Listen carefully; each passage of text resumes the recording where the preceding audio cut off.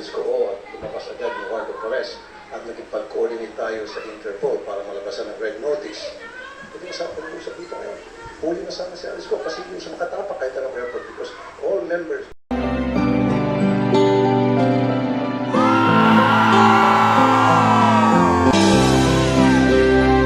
So ayan po. Welcome po sa aking YouTube channel, Radio Channel. Paki-subscribe, like and share, and comment dito sa aking below, dito sa aking channel, okay? Pakinggan natin yung hearing sa Senado. Ito po yun. Sa Pangasinan, aabot kami ng mga oras. Tama ba? Punta na ako sa P-Flex. Alright. Noong nakarang hearing, first, second hearing, tinanong ko kay Alice Goo kung meron siyang relasyon na politiko. Sinabi niya wala. Pero sila yung open book na meron. So, Pangasinan, sa mayor to. Doon sa bayan na yun, sa pagtitipon sa Sual, Pangasinan, meron pong daungan doon. Meron daungan doon. I have information. My office has received information na meron daungan doon na pumapasok ang mga Chinese nationals doon. Siguro ito yung mga empleyado ng mga pogo tinadala dyan sa Pamban. Now, pwede rin lumayas doon. Pwede rin kumuha kayo ng barko doon, paalis, papunta sa abroad. Yung sinasabi mong maliit na barko. Yun lang po ang aking theory dahil siguro may mga kasabot itong si, siyempre maraming pera yung kapatid mo, mayor yung kapatid mo, tsaka yung, baka I'm not sure I do not have any evidence to corroborate myself. Basta, ang pagkakalam ko, meron siyang boyfriend doon sa Sual na siguro siyang umalalay, na pwedeng umalalay para makalabas kayo ng bansa. Yun lang po, Madam Chair. Salamat, SP Pro Tem. Last kay Director Casio, bago ko talaga balikan ng DOJ, sa inyong kaya. Who exactly were in Mayor Alice's group dun sa Imanpulo? Kahit sabi niya na mali yung asset niyo about what happened after. Pero dun sa araw na yun, yung huling sighting na July 14, andun din ba si Ms. Sheila ayon sa asset niya? No. Andun ba si Wesley at andun ba si Seaman? Madam Chair, on July 14, the information, July 15, the information, she went into Gumaping, I mean.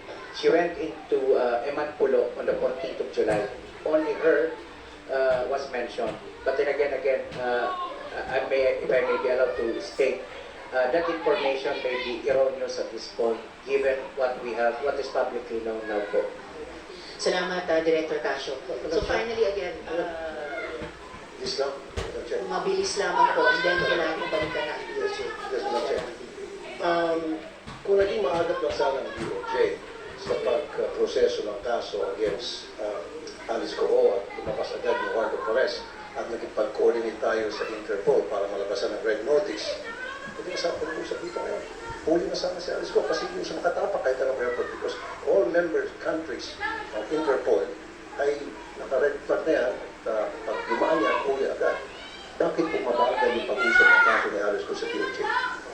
Yusef P., since ang tanong pala ay para din sa DOJ, pakisagutin yung tanong ni Chair Rafi and then tumbukin na rin yung tanong ng Chair sa bawat ahensya.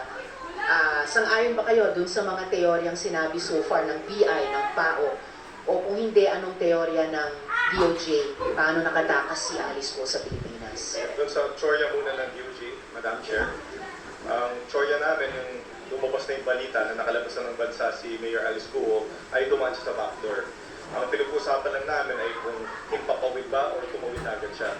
Mabuti na lang ngayon na nanggaling na mismo kay Ms. Sheila Goo na tumawid agad sila.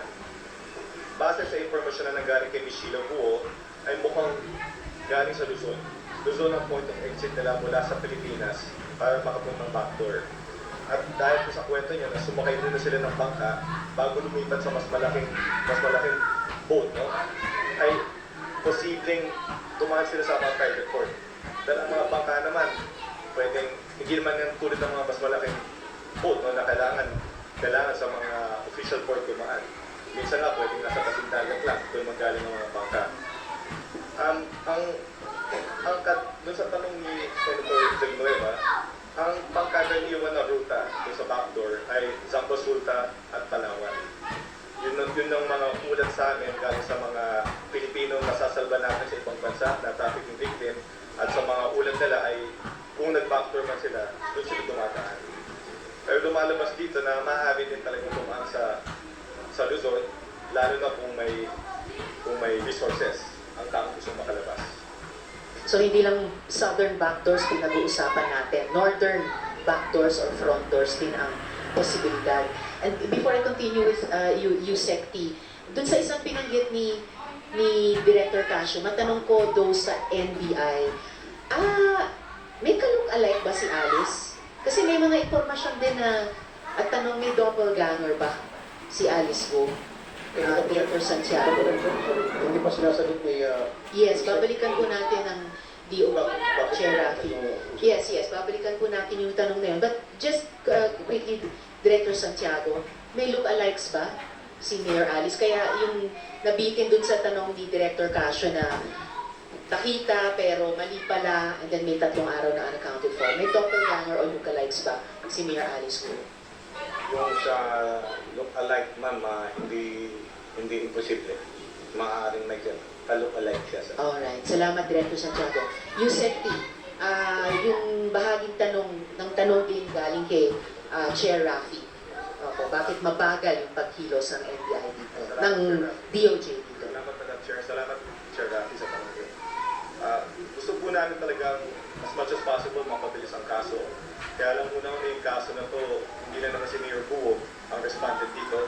Madaming mga respondent dito. At bukod doon, yung mga abogado ni Mayor Buo, madami silang in-employ na dilatory tactics. Tuwing schedule kami ng preliminary investigation, hindi magpapakita, hihingi na extension.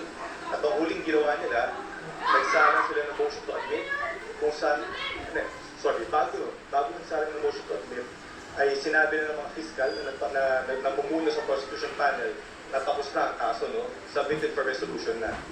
Pero ang nangyari doon sa pinakahuling hearing, dumating ang mga abogado ni Mayor Buo at nagsalang ng motion to admit with counter-affidavit. At ito na yung alam natin counter-affidavit na mukhang peke, no? Mukhang may problema doon sa counter-affidavit na yun. So lumalabas, Your Honor, no? Hindi natin matatanggi, may dilatory tactics talaga na ginamit ang mga abogado ni Mayor Buo upang magpatagal ang kaso sa amin. At kami naman, kailangan kami balanse, kailangan galangin din namin ang mga karapatan ng mga tao na dumadaan sa preliminary investigation sa amin. Hindi namin basta-basta pwedeng ipraso ang kaso nito. Pero alam po namin na kung kakayanin, sana mas mabilis, at nakausap din na namin yung mga prosecution panel na sana kung kakayanin nila as long as pasok sa procedures natin, ay sana mapabilis nila ang pag-desisyon ng kaso. And so Yusef T, so ano na yung mas firm na teorya nyo sa paano nakatakas sa Pilipinas sina Alice Go? So, nabilig naman natin kay Michelle Buo na mukhang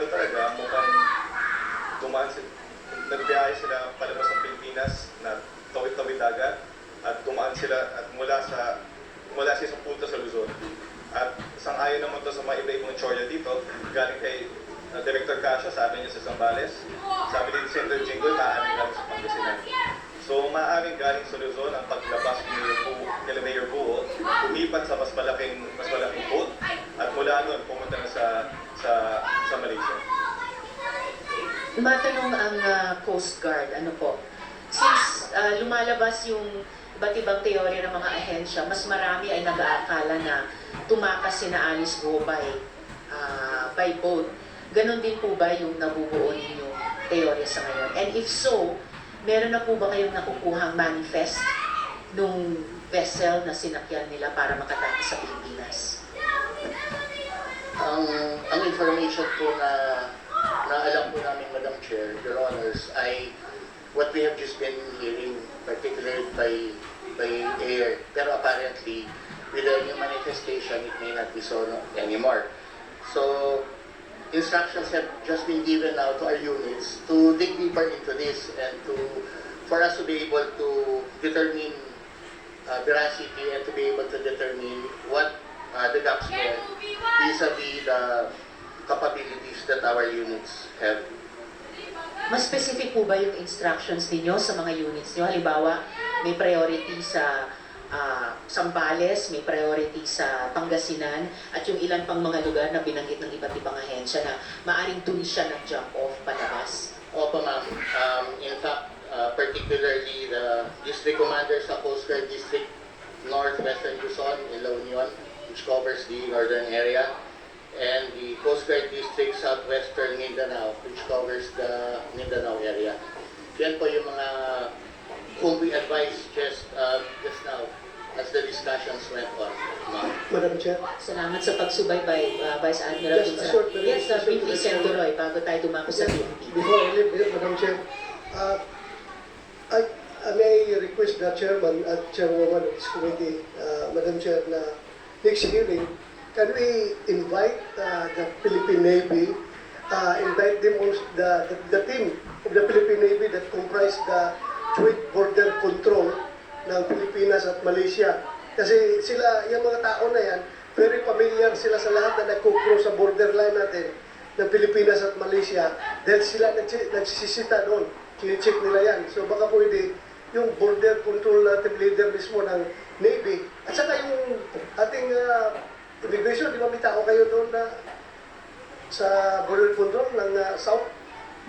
Yes, Your Honor, we have an office in Bungao, Tawi-Tawi, Sama natin, Madam Chair. and Balabac, in Palawan. Thank you, Madam Chair. Yun lang, Madam Chair. Thank you. Salamat kaayo. Madam Chair, So we will invite the Philippine Navy Joint Border Control at yung BI sa Bongao at Sangka, Balaba. Yes, briefly, Sen. Joel. Pwede kong before we hindi, go back. hingi lang din po ako gaya nung binanggit ni Sen Bato ng kasi kanina pa natin pinag-uusapan yung theories, Madam Chair. And I appreciate the questions raised by our colleagues because we wanted to make sure that our system works. We wanted to make sure that there are the mechanisms are in place. And so when you ask questions, for example, when you ask questions sa DOJ, ano yung theory nyo? Ang nakuha natin sagot ay kung ano yung binanggit kanina ni Sheila. Pagka tinanong po natin yung mga ahensya kung ano yung theory nila sa nangyari, we wanted to find out how they process information. Mula po dun sa gathering of information, how do they develop their theories, etc. Paano natin mai-improve? Para ho, sa susunod, hindi na mangyari to. So, baka po pwede, Madam Chair, we can ask these agencies, ano ba yung process nila? And if there's anything we can improve, what are the loopholes that we are looking at na po pwede nating pagtutukan, pagtuunan ng pansin sa budget deliberation. Papakita na naman natin itong mga saksakan ng daming intelligence funds, itong border control management funds, etc. We wanted to make sure that these are being used properly. So I hope we can ask the departments, agencies, how do you develop this? Ano yung mga loopholes? Ano yung mga pwede natin gawin? May kulang ba? Yung sa binabanggit kanina na oros ang lugar natin eh. So, na-identify natin yung mga mabibigat at talagang notorious areas in the country, then we'll be able to improve our services. We'll be more efficient. Thank you, Madam Chair. Madam Chair, Thank you, Sen. Joel. So, dun sa isa-submit na report ng bawat ahensya, pakisama na yung sinasabi ni Sen. Joel. Ano yung dinadaanan yung work process para mabuo yung ganyang mga teorya or paliwanag sa kung paano nangyari ang mga bagay-bagay. Madam So, Chair. before I go to the PNP, Sen. Rafi, Chair Okay. Rafi. Gusto ko ma-follow up doon sa sinabi ni Senator Villanueva, may loophole sa ating mga sistema sa gobyerno kaya nakakalusok at nagkakaroon tayo ganito klase problema. May release ako ng konti. One of the reasons why we're here really is to find out bakit maraming mga Chinese nationals agad-agad naging Filipino citizen. At siyempre na-establish natin yan. Ang tanong ko ngayon, every single year, sorry Madam Chair, may release ako konti, nakakahuli ang immigration na mga Chinese national gumagamit ng passport na obtained fraudulently, anong ginagawa niyo doon? At bakit wala pa rin nakukulong ng mga taga-PSA, mga taga-local civil register na kung saan doon kumpisa lahat? Bakit? Kasi kung hindi, kahit mag-hearing tayo ng ganito every week o every month, tuloy-tuloy pa rin yung operation ng mga sindikato. We have to put a stop right here, right now. Why? What happened to those Chinese nationals? na nahuli. Paano yung pinoses yun? Bakit yung pinasa sa NBI? Para yung NBI imbestigahan at kalawitin yung mga taga-PSA na yan at yung mga taga-local civil register na yan na sangkot sa sindikato. Commissioner Tansinco, briefly please. Thank you, Your Honor. The individuals, the foreign nationals who are using fraudulently acquired Philippine passports. And on March 6, 2024, you have submitted the list and the background of these cases to the Blue Ribbon Committee. And we likewise submitted this as early as November 28, 2023, as well as to the National Bureau of Investigation on November 21, 2023. I'm sorry, sir. Let me interrupt. Hindi mo ata naintindihan yung tanong ko. Pero I'm giving credit to the immigration at palagi kayo intercept yung mga Chinese nationals kung magamit ng fraudulently obtained Philippine passport. Ang tanong ko, ano nangyari po sa mga kaso iyon? Alam ko po na pag-submit kayo sa Senate, sa Blue Ribbon, sa NBI, anong nangyari sa mga Chinese nationals na yun? At yung po ba ay na-process sila, na-imbestigahan kung bakit sila nagkaroon ng passport at sino yung mga in cahoots with them, those kind of things. As far as Kasi sir, as far as 2000, year 2000, nakakahuli na kayo in fairness to your credits immigration. From 2000, Madam Chair, up to the present, every single year, nakakahuli kayo, nakaka-intercept kayo. Anong ginagawa dito sa mga huli nyo? Na-imbestigahan na ba yun para malaman kung sino makasabat nila sa PSA, sa Civil Register's Office, Local Civil Register's Office? Yun po yung ibig sabihin. Commissioner, dahil sinabi na rin naman ni Chair Rafi na ibang paksa ito, please answer briefly and then submit comprehensively in writing para makadako na po tayo sa pagtatanong sa PNP. Yes, Your Honor. Itong mga tao na ito ngayon ay nasa Bikutan, sa holding area natin. We have already issued the deportation orders against them. But we defer the deportation pending the result of the investigations by the NBI, the Senate, and the Department of Pero sir, wala mo ba kayo na-identify man lang nakasabat nila sa PSA or sa Local Civil Register kung saan nanggaling yung pag-issue ng Philippine birth certificate nila? Kasi every year, di ba, since 2000, every year nakakahuli na kaharang immigration. So 24 years na, wala pa rin na nakakasuhan, nakakonvict na taga-PSA, taga-Local Civil Register na doon nagagaling yung lahat ng kabalas doon, pinag-usapan natin ngayon. Commissioner, please wrap up your brief answer to this question and submit the comprehensive answer in writing. And then, babalik po kami sa PNP. Pero Madam Chair, I'm really interested, Madam Chair, kasi this is the reason why we're all here.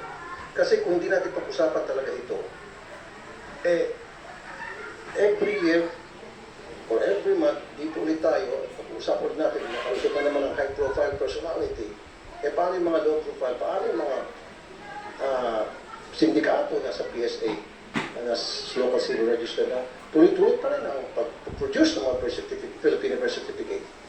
It has to stop. And by that, dapat by now, na pinpoint na natin kung sino makasapat na yun, o yung mga kung saan nakakuha ng Philippine birth certificate ang mga ito, itong mga go-home days. Bakit hindi pa natin nakakalawit yun? The Chair shares the concern of Chair Rafi. Gusto ko lang balikan pagkatapos ng mga tanong ng Chair, yung order ng questioning, Sen. Sherwin, Chair Rafi, SB Pro Tem Jinggoy, Sen. Joel, and to focus dun sa paksa natin ng ating pagdinig, which is yung pagtakas ni na Alice Go sa Pilipinas sa kabila ng maraming prosesong sinasagawa ng mga ahensya. So please, Commissioner, one last brief answer to this question, and you are requested to submit in writing the comprehensive answers to this question, and then babalikan na po natin ang PNP. Thank you, Your Honor. We will submit the comprehensive report. As a short answer, Your Honor, these foreign nationals, wala po silang alam kung sino nagproseso ng papel nila. So, in effect, may nagpro-process na sindikato for them. Salamat, Commissioner. So, yung sindikato, malamang may posibleng At dapat itanong kung may presensya din sa loob mismo ng bureau ninyo bukod sa local civil register. So, the committee will await for Chair Rafi and all the members yung comprehensive answer ninyo. And in any case, the Committee on Women, hindi po itong Subcommittee on Justice and Human Rights, the Committee on Women will continue its hearings, which may be a better venue para patuloy namin itanong itong mga tanong tungkol dito sa PSA at saka LCRs.